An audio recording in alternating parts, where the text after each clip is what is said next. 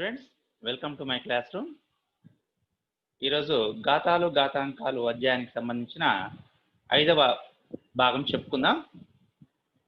4వ భాగం చివరిలో మనం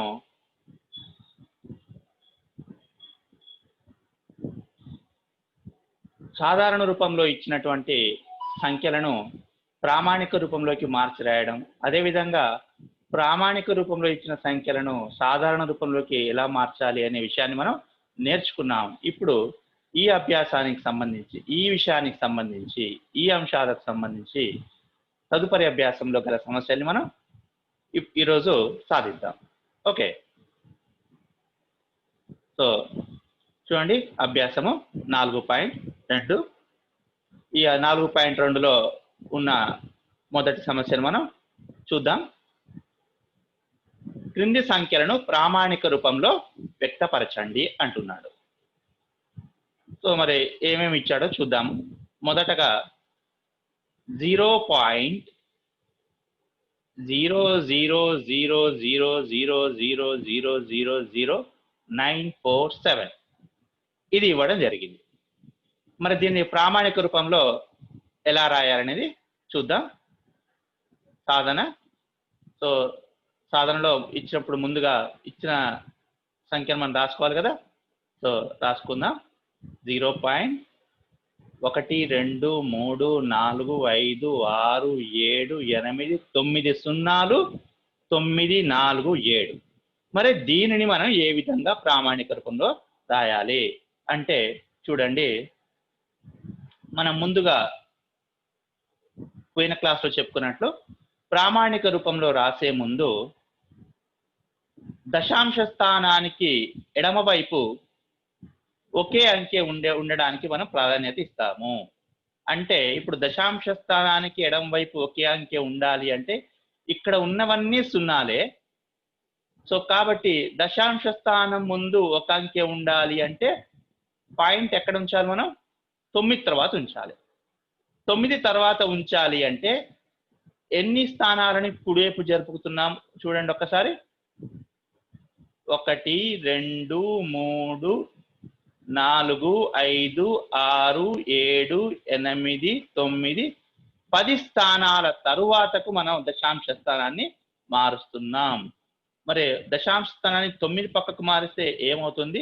9.47 ఇంటూ ఇప్పుడు దశాంశ స్థానాన్ని కుడివైపుకు మారుస్తున్నాం. కుడివైపుకు మార్చినప్పుడు ఏం చేయాలనుకున్నాం మనం?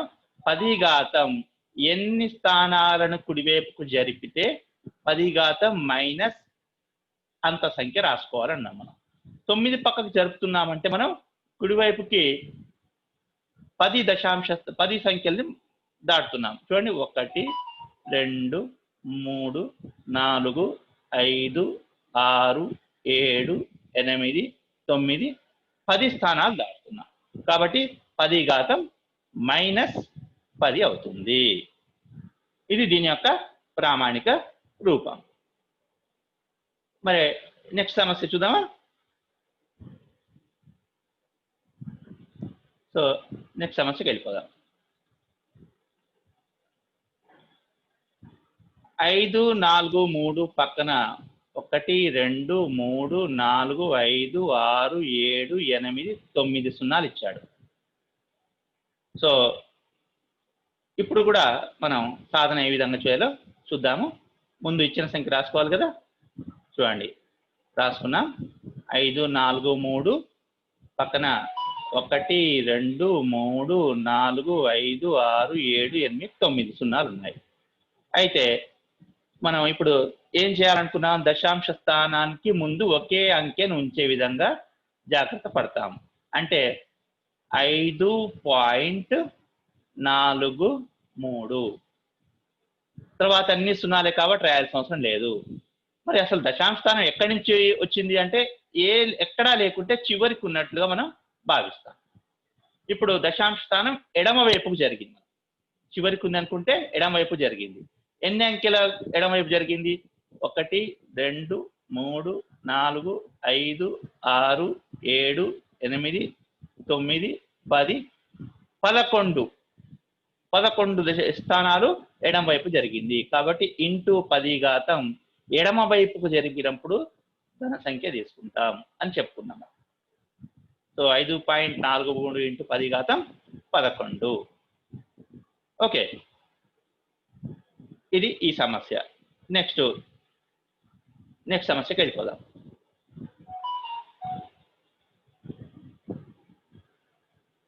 (483) పక్కన 5 సున్నాలు ఇవ్వడం జరిగింది. దీని సాధన చూద్దాం. 483 పక్కన 5 సున్నాలు. సో ఇప్పుడు కూడా ఏం చేయాలి మనం? దశాంశ స్థానానికి పక్కన ఎక్కడ ఉందనుకుంటాం? చివరికి ఉందనుకుంటాం. ఇప్పుడు ఎక్కడికి జరపాలి? 4 పక్కకు జరపాలి. అంటే 4.83 ఇంటూ 10 ఘాతం ఎడమ వైపు జరుపుతున్నాం కాబట్టి ధన సంఖ్య రాయాలి. అండ్ మరి ఇంతకు ఎన్ని స్థానాలు జరుపుతున్నాం? 1, 2, 3, 4, 5, 6, 7 స్థానాలు జరుపుతున్నాం కాబట్టి 10 ఘాతం 7. ఇది దీని యొక్క ప్రామాణిక రూపం. అంటే ఇచ్చిందేమో సాధారణ రూపం అన్నట్టు, మనం రాసేది ప్రామాణిక రూపం. సో నెక్స్ట్ సమస్యకి వెళ్ళిపోదాం.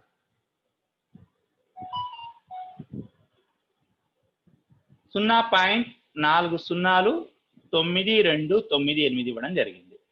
సో దీని యొక్క ప్రామాణిక రూపం చూద్దాం. ఇప్పుడు ఎక్కడికి జరపాలి మనం? 9 పక్క జరపాలంటే ఇప్పుడు కుడివైపుకి జరపాలి. 9.298. దశాంశ స్థానానికి ముందు ఒకే అంకె ఉండే విధంగా జాగ్రత్త పడతాం కాబట్టి 9 పక్కకు జరపాలి. అంటే కుడివైపుకి ఎన్ని స్థానాలు జరుపుతున్నాం? 1, 2, 3, 4, 5 స్థానాల పక్కకు జరుపుతున్నాం కాబట్టి కుడివైపు జరుపుతున్నాం కాబట్టి 10 ఘాతం -5 స్థానాల పక్క జరుపుతున్నాం కాబట్టి 5. ఎడమ వైపు జరిగితేనేమో ప్లస్ పెడతాం, కుడివైపు జరిగితే మైనస్ పెడతాం. పెట్టాలని రూల్ అంటే మనం దానికి సంబంధించిన వివరణను మనం గత క్లాస్లో చూసాం ఎందుకు అనేది.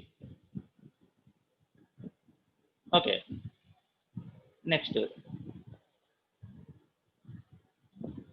సమస్యకి వెళ్ళిపోతే 0.4052 ఇచ్చాడు.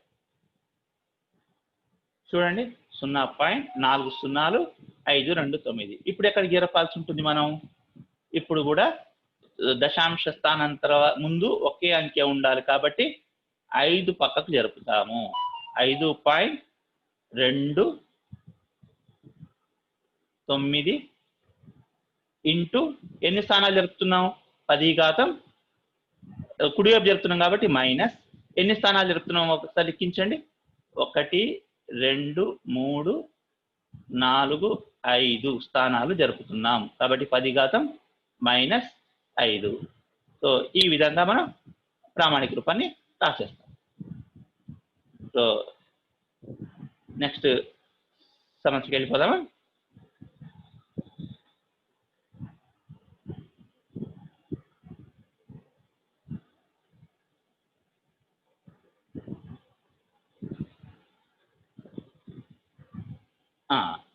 క్రింది సంఖ్యలను సాధారణ రూపంలో వ్యక్తపరచండి. అంటే మనకి ఇప్పటికే సమస్య ఏందో అర్థమై ఉండాలి. ఏంటి?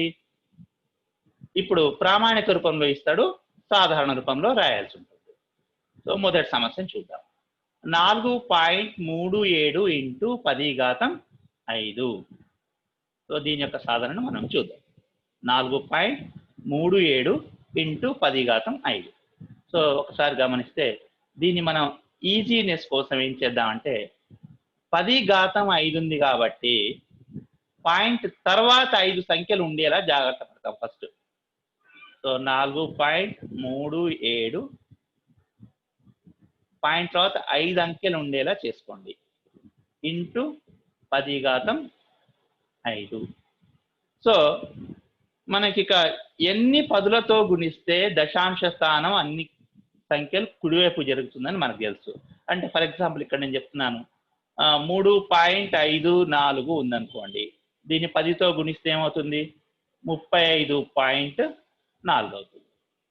లేదు 100తో గుణించామనుకోండి 354 అవుతుంది. లేదు 1000తో గుణించాం 3540 అవుతుంది కదా. అంటే ఎన్ని సున్నాలతో గుణిస్తే దశాంశ స్థానం చివరికి అన్ని సంఖ్యల తర్వాత జరుగుతుంది. కాబట్టి ఇక్కడ 5 సున్నాలతో 10 అంటే ఒకటి పక్కన 5 సున్నాలు ఉంటాయి. కాబట్టి 5 స్థానాల పక్కకు జరిగి ఈ సంఖ్య విలువ ఇంత అవుతుంది. ఇప్పుడు పాయింట్ తర్వాత 5 స్థానాల వరకు రాసుకొని తీసేస్తున్నాం మనం పాయింట్. ఓకే, సో నెక్స్ట్ సమస్యకి వెళ్దాం.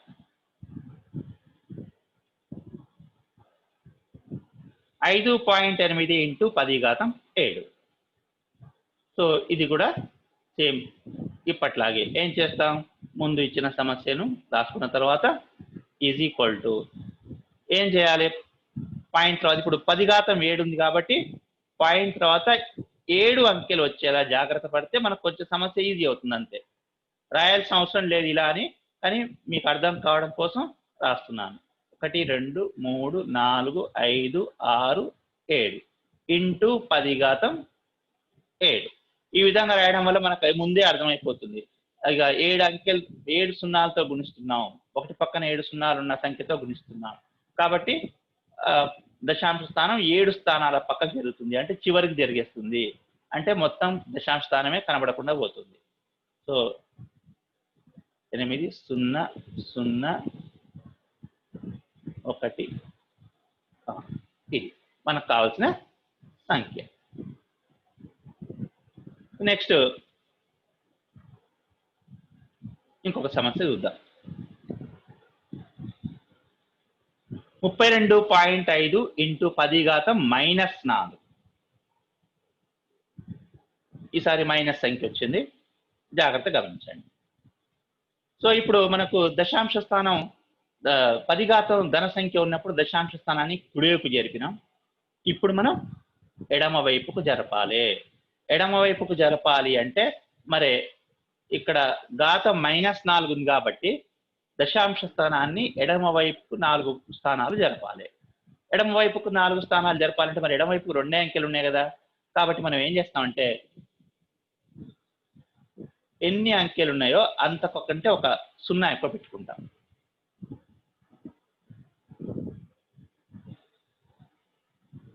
ఇంటూ 10⁻4. ఈ విధంగా రాయడం వల్ల మనకు తప్పేమి కాదు కదా. ఇప్పుడు మనకు జస్ట్ ఇది అర్థం కావడం కోసం అండి, ఖచ్చితంగా అలా రాయాలని ఏం లేదు. ఇప్పుడు 4 -4 ఉంది కాబట్టి దశాంశ స్థానము ఎడమ వైపు 4 స్థానాలు జరుగుతుంది. 1 2 3 4 అంటే మొదట ఉన్న 0 పక్కకు జరుగుతుంది.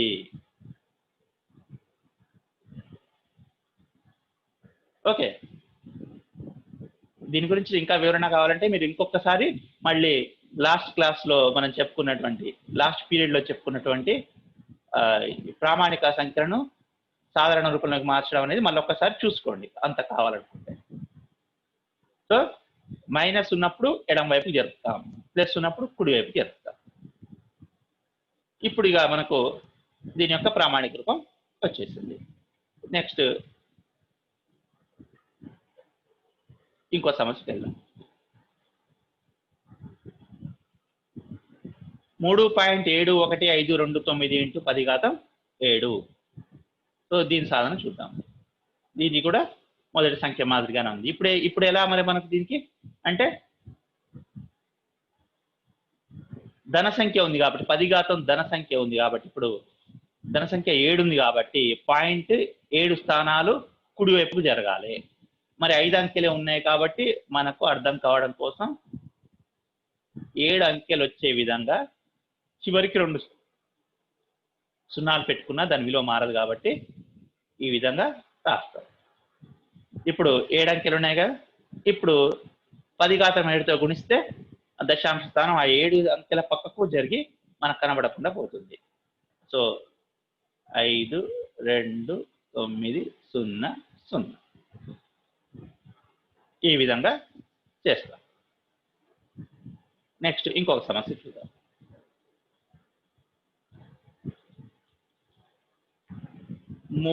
3789 ఇంటూ 10⁻5.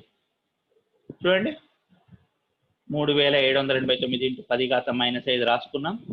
ఇప్పుడు మనకు పాయింట్ ఎక్కడ ఉంది, అసలు లేదు కదా. కాబట్టి ఏం చేద్దాం, 10⁻⁻5 ఉంది కాబట్టి దశాంశ స్థానాన్ని ఎడమ వైపుకు జరపాలి. కాబట్టి ఏం చేస్తున్నా అంటే ఇక్కడ ఎక్కడ లేకపోతే చివరికి ఉన్నట్టు.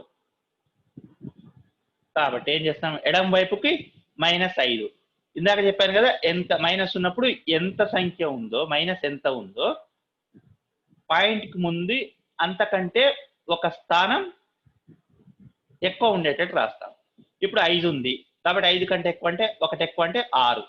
పాయింట్ ముందు 6 అంకెలు వచ్చేలా రాస్తాం. అంటే ఏ విధంగా 2 సున్నాలు పెడతాం, మిగిలింది యాజ్ ఇట్ ఈజ్గా రాస్తాం. ఇంటూ 10⁻⁵. ఇప్పుడు ఇక మనం 5 స్థానాలు ఎడం వైపుకు జరుపుకోవాలి. అంటే చూడండి, 1 2 3 4 5 స్థానాల ఎడం వైపుకి. అంటే ఏమొస్తుంది మనకు 0.03789. ఇది దీని యొక్క సాధారణం. నెక్స్ట్కి వెళ్ళిపోదాం.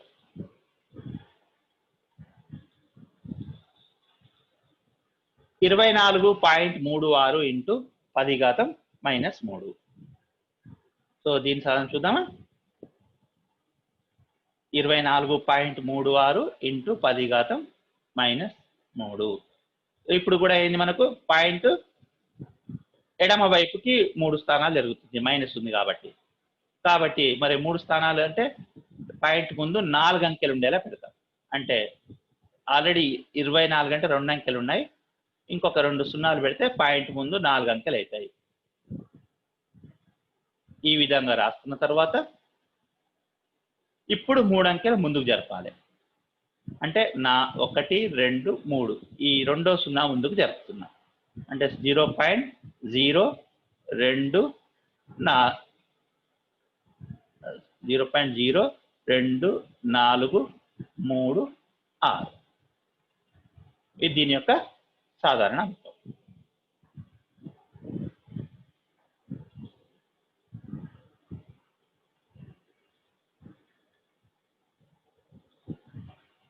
సో తదుపరి సమస్య, క్రింది సమాచారంలోని సంఖ్యలను ప్రామాణిక రూపంలో రాయండి. సమాచారం ఇచ్చి అందులో ఉన్న సంఖ్యలని ప్రామాణిక రూపంలో రాయండి అంటున్నాడు. చూద్దాం ఏ విధంగా ఇచ్చారు. బ్యాక్టీరియా పరిమాణం 0.0000004 మీటర్లు. అంటే ఏం చేస్తాం మనం, దీన్ని మనం ఇక్కడ ఉన్న ఈ 0.0000004 అనే అంకెను మనం ప్రామాణిక రూపంలో రాయాలి. సో ముందు ఇచ్చింది రాసుకుంటాం. బ్యాక్టీరియా పరిమాణము 0.0000004. మరి మనకు గుర్తుకు తెచ్చుకోండి ఏ విధంగా రాస్తాం ప్రామాణిక రూపంలో. ఇప్పుడు పాయింట్ మనం ఎక్కడికి ప్రామాణిక రూపంలో రాసేటప్పుడు గుర్తు పెట్టుకోవాల్సిన విషయం ఏంటి, దశాంశ స్థానానికి ముందు ఒకే అంకె ఉండాలి. సో ఇక్కడ మనకు కనపడేదే ప్రాధాన్యత అంకె ఒకటే ఉంది, 4. 4 పక్కకు జరగాలి. 4 పక్కకు జరగాలి అంటే 4 పక్క జరిగితే అక్కడ ఏమీ లేదు కాబట్టి 4 అదే విధంగా రాసుకోవచ్చు. ఇంటూ 10 కుడివైపు జరుగుతున్నాం కాబట్టి మైనస్ రావాలి. ఎన్ని స్థానాలు జరుగుతున్నాం, 1 2 3 4 5 6 7 స్థానాలు జరుగుతున్నాం కాబట్టి -7 మీటర్లు. బ్యాక్టీరియా పరిమాణము అని వాడిచ్చిన సంఖ్య రాసి ఈజ్ ఈక్వల్ టు మనం దాని యొక్క ప్రామాణిక రూపం రాసుకోవాలి. సో నెక్స్ట్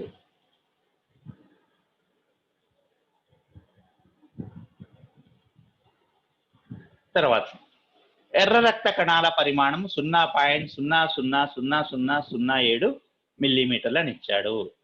సో మళ్ళీ ముందుగా సాధించేటప్పుడు అతడు ఇచ్చిన యాజిటీగా రాసుకుంటాం కాబట్టి రాసుకున్నాం. రాసిన తర్వాత ఇప్పుడు మనం ఈజ్ ఈక్వల్ టు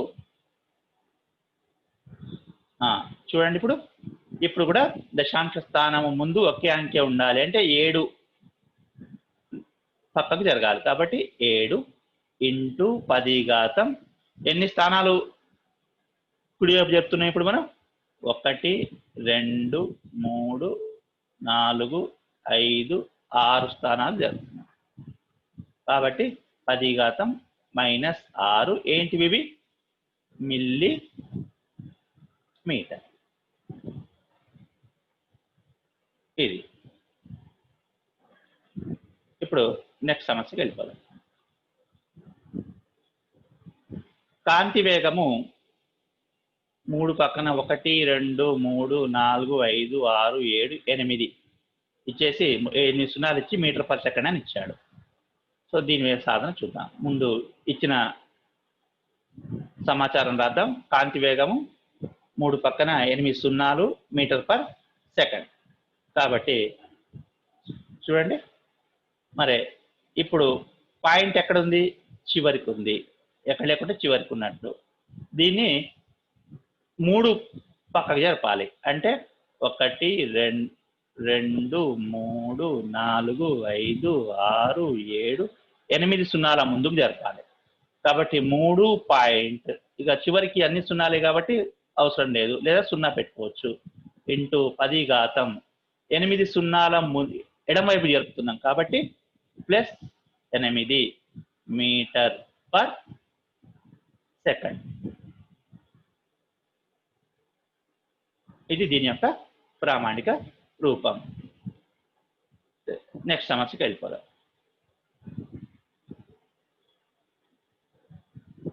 భూమికి చంద్రునికి మధ్య దూరం 3, 8, 4, 4, 6, 7, 3 సున్నాలు మీటర్లు సుమారుగా ఇచ్చాడు. ఇటువంటి అన్ని సుమారుగానే ఉంటాయి కానీ ఖచ్చితంగా మనం లెక్కించము. చాలా చాలా తక్కువ తేడా ఉంటుంది ఇచ్చిన దానికి. సరే, దీన్ని ఏ విధంగా సాధించాలో చూద్దాం. భూమి ఇచ్చిన సమాచారం రాయాలి. ఫస్ట్ భూమికి చంద్రునికి మధ్య దూరం 3, 8, 4, 4, 6, 7, 3 సున్నా మీటర్లు. సో దీన్ని ఏ విధంగా రాస్తాం మనం? ఈజ్ ఈక్వల్ టు పాయింట్ ఎక్కడికి జరపాలి మనం? ఇక్కడ చివరికి ఉంది, 3 పక్కకు జరపాలి. అంటే ఎడం వైపుకి జరపాలి. అంటే ఎన్ని స్థానాలు జరపాలి? 1, 2, 3, 4, 5, 6, 7, 8 స్థానాలు ఎడమ వైపుకు జరపాలి. సో ఎడమ వైపు జరిపితే మనం ఘాతం ఏం పెడతాం? ప్లస్ పెడతాం. 3.8 ప్రాధాన్యత సంఖ్యలన్నీ రాయండి. అంటే అర్థమైంది, సున్నాలు చివరికి సున్నాలు వదిలిపెట్టేసి 4, 4, 6, 7 ఇంటూ 10⁻. ఎన్ని స్థానాలు జరిపాం మనం? 8 స్థానాలు కాబట్టి 8 మీటర్లు. ఇది ఈ సమస్యని ప్రామాణిక రూపంలో రాయడం. సో నెక్స్ట్ సమస్య చూద్దాం. ఎలక్ట్రాన్ ఆవేశము అని చాలా పొడుగు ఇచ్చాడు. 1, 2, 3, 4, 5, 6, 7, 8, 9, 10, 11, 12, 13, 14, 15, 16, 17, 18 సున్నాల తర్వాత 1, 6 కూలుంబులు అని ఇచ్చాడు. సో ఏ విధంగా రాయాలో చూద్దాం.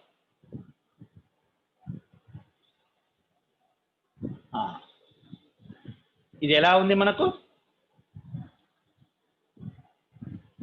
పాయింట్ తర్వాత దశాంశ స్థానం తర్వాత 18 సున్నాలు 1, 6 కూలుంబులు ఉంది.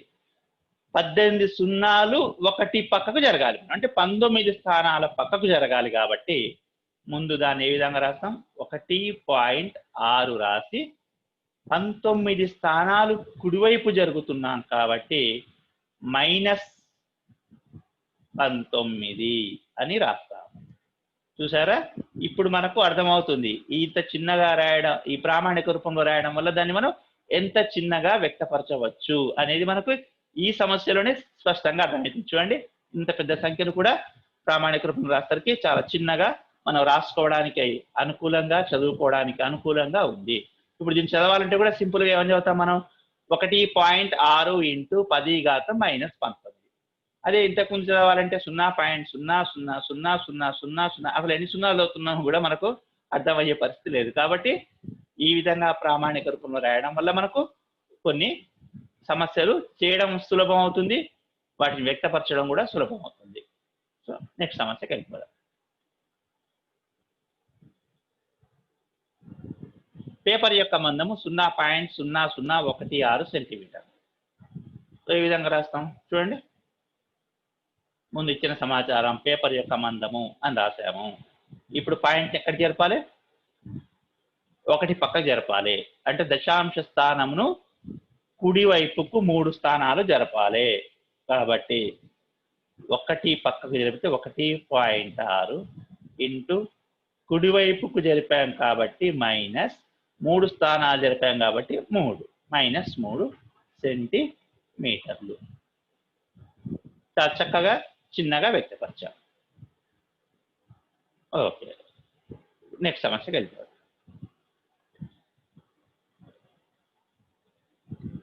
కంప్యూటర్ చిప్లోని తీగ వ్యాసము 0.000005 సెంటీమీటర్. సో దీన్ని కూడా మనం చాలా ఈజీగా రాసేసుకోవచ్చు. ఇప్పుడు చూడండి ఏమవుతుంది, ఈజ్ ఈక్వల్ పాయింట్ని ఎక్కడ చివరి జరపాలి. ఇప్పుడు ఇక 5 పక్కకు, అంటే 1 2 3 4 5 6 స్థానాలు కుడివైపు జరపాలి. సో 5 పక్కకు జరుపుతున్నాం. 5 ఇంటూ 10⁻6 స్థానాలు కుడివైపుకు జరుపుతున్నాం కాబట్టి -6. అక్కడ ప్రమాణం ఏది ఇస్తే అదే రాస్తాం. సెంటీమీటర్లు ఇచ్చారు కాబట్టి సెంటీమీటర్. ఈ విధంగా ప్రామాణిక రూపంలో రాస్తుంటాం మనం. ఓకే, ఇప్పుడు ప్రామాణిక రూపంలో రాసి చేసేటువంటి ఒక సమస్య వచ్చింది మనకు. ఆ సమస్యను గమనిద్దాం.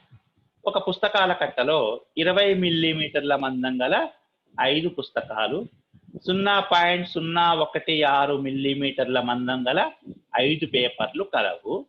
అయిన పుస్తకాల కట్ట యొక్క మొత్తం మందమును కనుగొనము.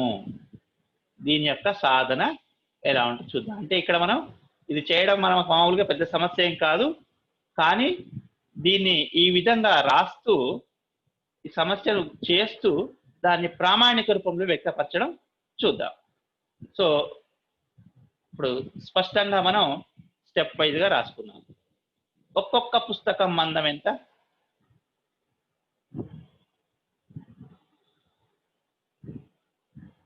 ఒక పుస్తకం మందం స్టెప్ వైజ్గా రాద్దాం. ఒక పుస్తకం మందం ఈజ్ ఈక్వల్ టు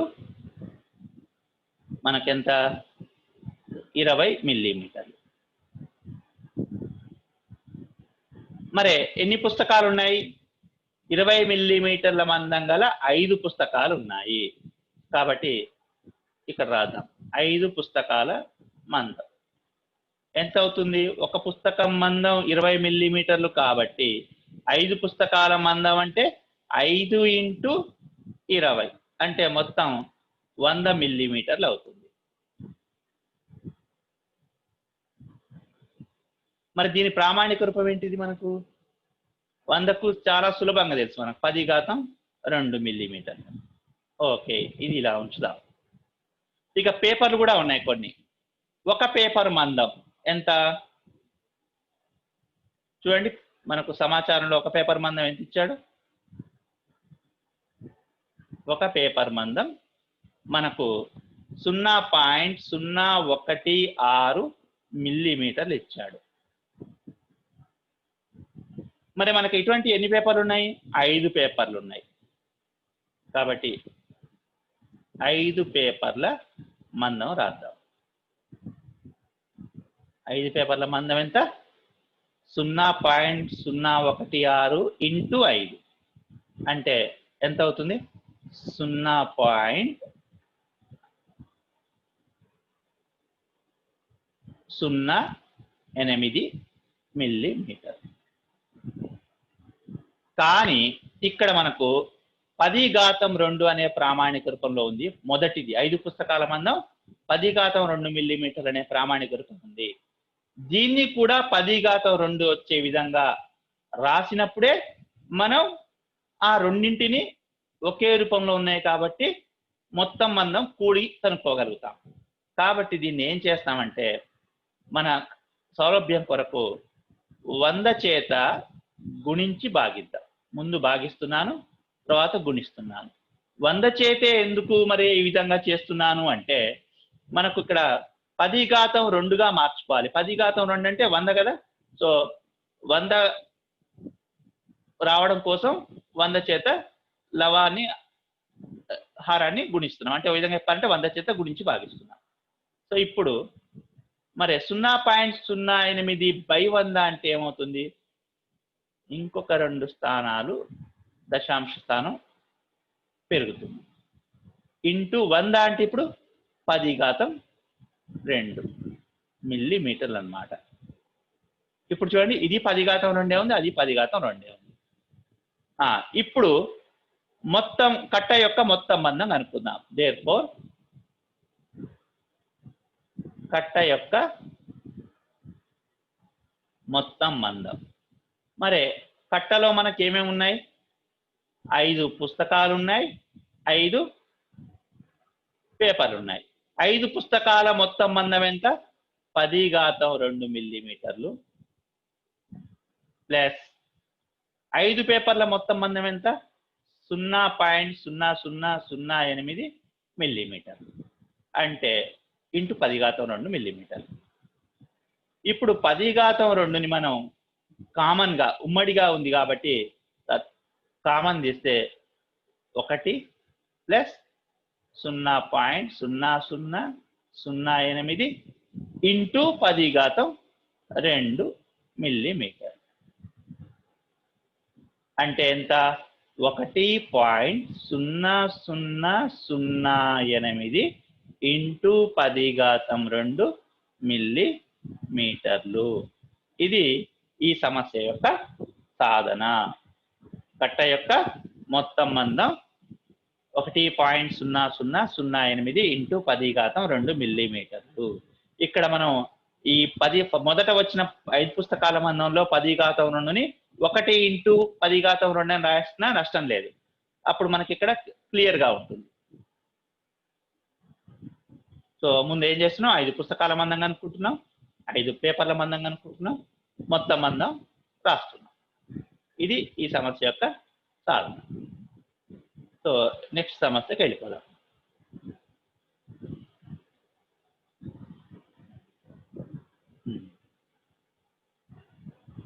ఘాతాంకాలు కలిగిన కొన్ని సమస్యలను రాకేష్ క్రింది విధంగా సాధించాడు. నీవు రాకేష్తో ఏకీభవిస్తావా? నీ సమాధానాన్ని సమర్థించు. చూద్దాం అసలు ఏం సమస్యలు ఉన్నాయి, రాకేష్ ఏ విధంగా సాధించాడు, అవి సరి అయినవేనా కాదా. మొదటిది x⁻³ into x⁻² is equal to x⁻⁻6. So చూద్దాం మనకు ఇది కరెక్టే అనిపిస్తుందో ఒకసారి చూడండి.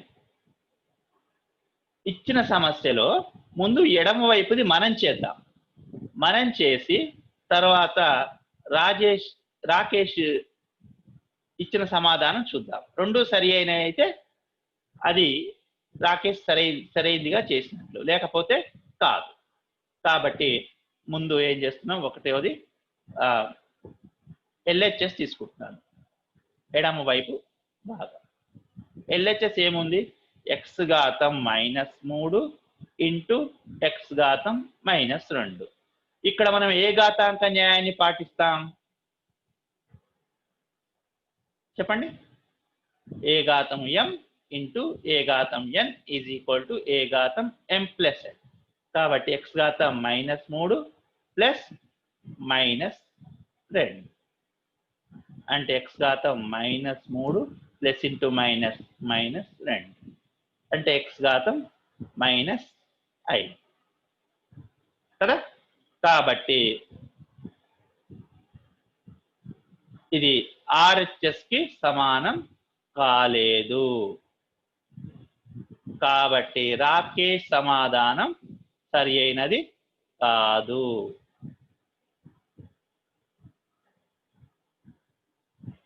కదా, అదే రాస్తున్నాం. రాకేష్ సమాధానం సరి అయింది కాదు.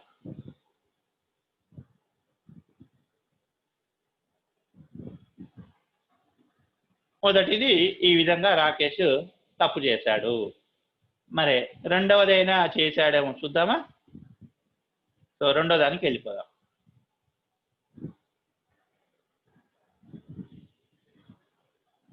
x⁻³ / x⁻² is equal to x⁻4 అట. ఇది మరి దీన్ని రాకేష్ ఏ విధంగా చేశాడు? ఈ విధంగా x ఘాతం 4 వచ్చేలా చేశాడు. మరి మనం ఏం చేయాలి? మనం సరి అయిందో కాదో దాన్ని మనం చెక్ చేయాలి. అంటే ముందు ఎడమ వైపు ఇచ్చిందని చూద్దాం. LHS left hand side is equal to ఏంది? x ఘాతం 3 బై x ఘాతం 2. దీన్ని మనం ఏ విధంగా చేస్తాం? a ఘాతం m by a ఘాతం n. అంటే a ఘాతం ఏమవుతుంది మనకు? m minus n, 3 minus 2. So x ఘాతం 3 minus 2 అంటే 1. మరి రాకేష్ చేస్తే వచ్చిందేమో x ఘాతం 4. RHSలో x ఘాతం 4 ఉంది. LHS విలువ x ఘాతం 1 వచ్చింది. రెండు సమానం కాదు కదా, కాబట్టి నాట్ ఈజ్ ఈక్వల్ RHS. కాబట్టి మళ్ళీ కూడా రాకేష్ సమాధానం సరి అయింది కాదు. రాకేష్ సమాధానం సరి అయింది కాదు.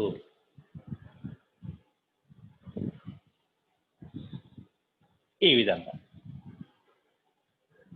రాకేష్ మళ్ళీ తప్పు చేశాడు. కనీసం తర్వాతైనా మళ్ళీ కరెక్ట్ చేశాడో చూద్దాం. నెక్స్ట్ సమస్య చూద్దాం. x ఘాతం 2 హోల్ ఘాతం 3 ఈజ్ ఈక్వల్ టు x ఘాతం 2 ఘాతం 3 ఈజ్ ఈక్వల్ టు x ఘాతం 8 అని ఇచ్చాడు. అది కరెక్ట్ అయినా మరి చెప్పండి. కాదు కదా. ఏ విధంగా కాదో మళ్ళీ చూద్దాం. LHS తీసుకుంటే LHS is equal to x ఘాతం 2 హోల్ ఘాతం 3 ఉంది. ఇది ఏ ఘాతం m హోల్ ఘాతం n రూపంలో ఉంది. కాబట్టి ఏ ఘాతం ఇది m ఇంటూ n అవుతుంది, 2 ఇంటూ 3. కానీ ఆయన 2⁻3 రాశాడు ఇక్కడ. ఈ విధంగా మనకు 2 3 6 వచ్చింది.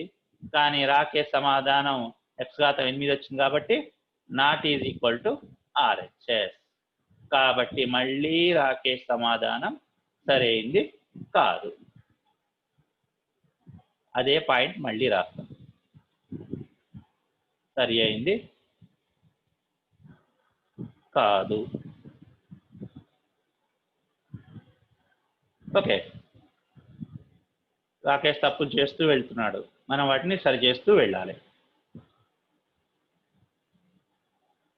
తర్వాత సమస్య. x ఘాతం -2 ఈజ్ ఈక్వల్ రూట్ x అట. కానీ x ఘాతం -2 అంటే దాన్ని మనం ఏ విధంగా రాయాలి? మొదట LHS తీసుకొని x ఘాతం -2, a ఘాతం -n అంటే 1/a ఘాతం n అని మనకు గుర్తుకుంది. ఇది 1/x² అనేది రూట్ xకి సమానం కాదు. కాబట్టి రాకేష్ సమాధానం అంటే not is equal to RHS అంటే సరిపోతుంది, లేదా not is equal route x అన్న సరిపోతుంది. కాబట్టి రాకేష్ సమాధానం సరి అయింది కాదు. సరి అయింది కాదు.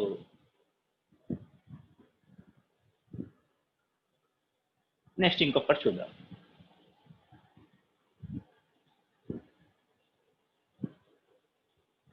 మూడు x ఘాతం -1 is equal to 1/3x. ఇది సరి అయిందేనా? చూడ్డానికి ఒకేసారి మనకు కరెక్టే రాశాడు అనిపిస్తుంది, కానీ ఇక్కడ కూడా తప్పు ఉంది. ఏ విధంగా తప్పు ఉందో మనం దాన్ని మీకు చూపిస్తాను. ఇప్పుడు 3xకి ఘాతం -1 ఉంది. LHS తీసుకుంటే 3xకి మాత్రమే ఘాతం -1 ఉంది. అంటే మనం 3 ఇంటూ x ఘాతం -1 కాబట్టి 1/x ఘాతం 1. 3 ఇంటూ 1 3 బై x ఘాతం 1 అంటే x. మనకేమో 3/x వచ్చింది, రాకేష్కి ఏమో 1/3x వచ్చింది. కాబట్టి RHSకి సమానం లేదు. కాబట్టి ఇది కూడా రాకేష్ సమాధానం సరైంది కాదు. రాకేష్ అన్ని తప్పులు చెప్పాడు.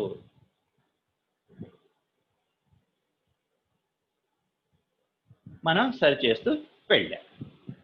సో ఇది అభ్యాసము 4.2లోని సమస్యలు. చూసారా, ఘాతాలు ఘాతాంకాలు చాలా సులభమైన చాప్టరు. దాన్ని మనం మంచిగా నేర్చుకోవడం వల్ల ఎన్నో సమస్యలు ముందు ముందు చేసుకోవడం చాలా ఈజీ అవుతుంది.